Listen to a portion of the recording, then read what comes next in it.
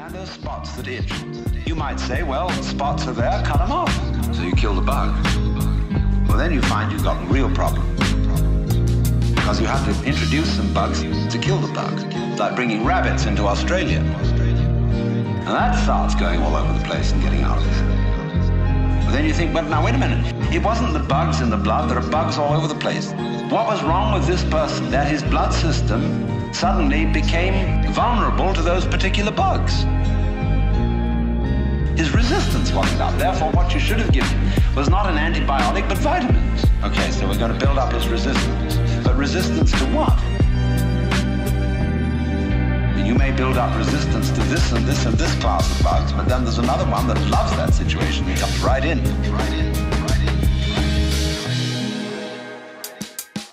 The way the world actually is an enormously complex, interrelated organism. The way the world actually is an enormously complex, interrelated organism. See, we always look at the human being medically in bits and pieces. Because we have heart specialists, lung specialists, bone specialists, nerve specialists, and so on. And so on. And they each see the human being from their point of view. There are a few generalists, but they realize the human body is so complicated that no one mind can understand it. And furthermore, supposing we do succeed in healing all these people of their diseases, what do we then do about the population problem? I mean, we've stopped cholera, the black bubonic plague, we're getting the better of tuberculosis, we may fix cancer and heart disease. Then what will people die of? Well, then let's go on living. There'll be enormous quantities of it. Then we have to fix this birth thing. Pills for everybody. Then we find what are the effects, the side effects of those pills? What are the psychological effects upon men and women of not breeding children in the usual way? We don't know. We don't know.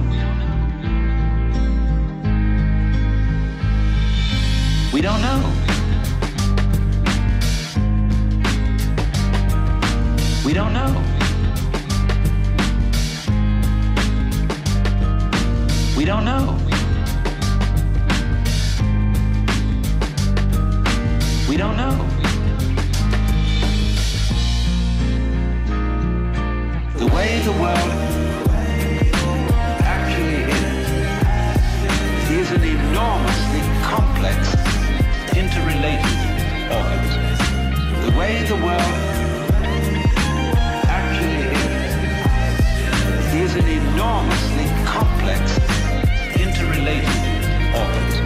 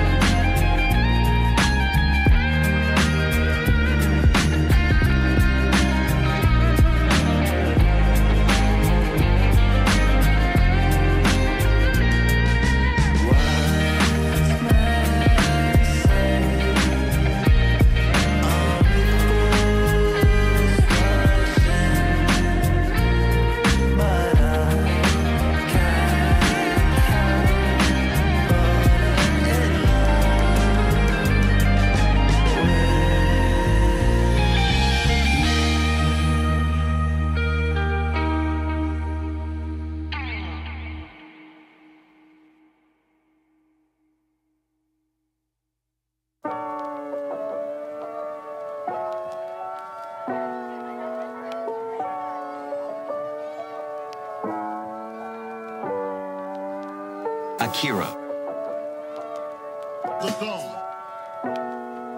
He's got clout. And what seems a good thing today turns out tomorrow to have been a disaster.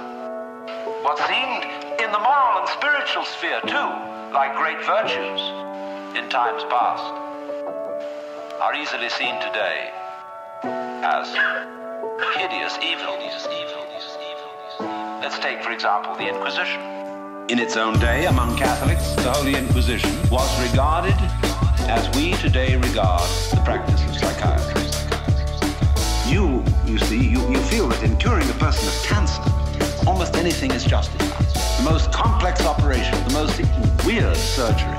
People suspended for days and days on end on the end of tubes with X-ray penetration, burning.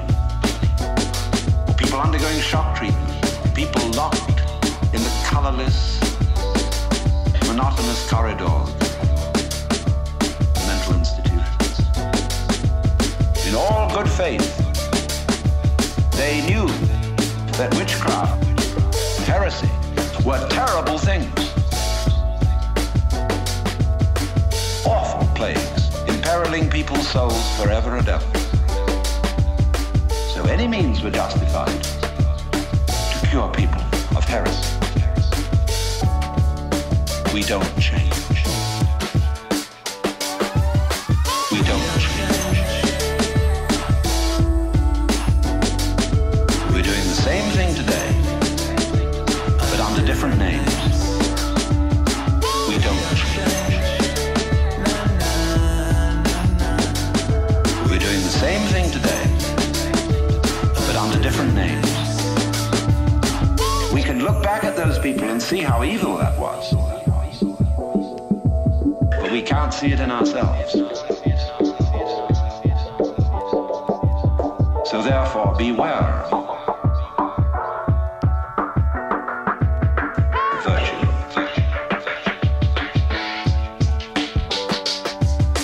We don't change. We're doing the same thing today, but under different names. We don't change. We're doing the same thing today, under different names. We don't change. We're doing the same thing today, but under different names. We don't change. We're doing the same thing today, under different names. So therefore, beware of virtue. So therefore, beware of virtue.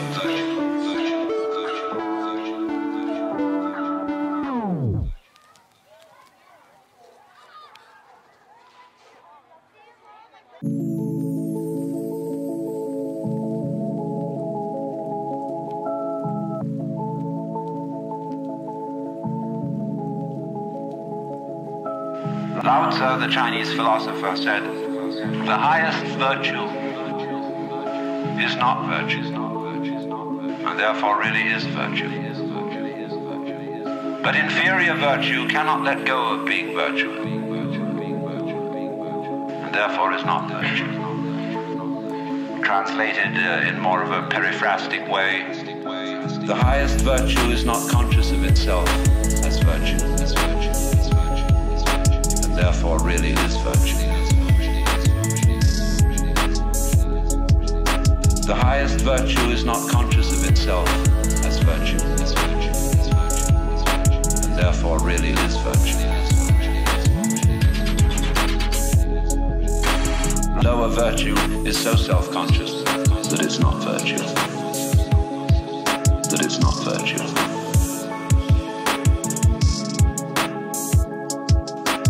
Lower virtue is so self-conscious that it's not virtue. That it's not virtue.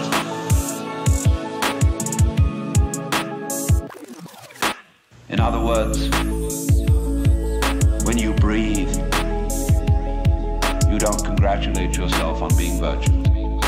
But breathing is a great virtue. It's living. It's living. When you come out with beautiful eyes, blue or brown or green, green, as the case may be. You don't congratulate yourself for having grown one of the most fabulous jewels on earth. So it's just eyes. And you don't account it a virtue. To see, to entertain the miracles of color and form. You say, oh, that's just... But that's real virtue.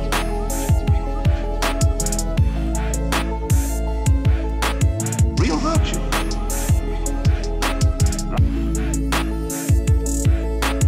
Real virtue.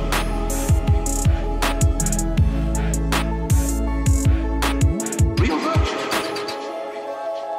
The highest virtue is not conscious of itself as virtue, as virtue, as virtue, as virtue, and therefore really is virtue. The highest virtue is not conscious of itself as virtue, as virtue, as virtue, as virtue, and therefore really is virtue. Lower virtue is so self-conscious that it's not virtue.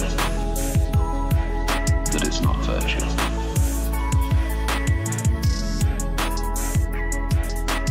Lower virtue is so self-conscious that it's not virtue.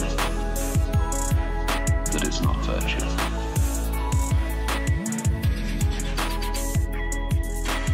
Virtue in the sense, the old sense of the word, a strength. As when we talk about the healing virtue of a plant. That's real virtue. But the other virtues are stuck on. They're ersatz. They're imitation virtues. And they usually